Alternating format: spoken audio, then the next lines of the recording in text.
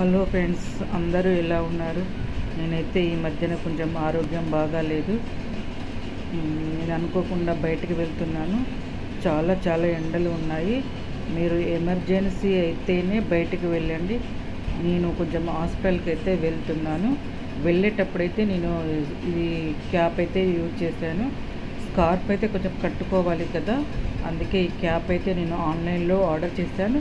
ప్రతి ఆన్లైన్లో cap mask అని టైప్ చేస్తే మీకు ఏ ఆన్లైన్లో అయినా అందుబాటులో ఉంది. ఇప్పుడు సమ్మర్ కదా, 350 రూపాయలు. నేను చేసిన దాంట్లో అయితే మాత్రం మీకు ఇది క్యాప్ ఎలా ఉందో మాత్రం తప్పకుండా కామెంట్ చేయండి నచ్చేదంటే.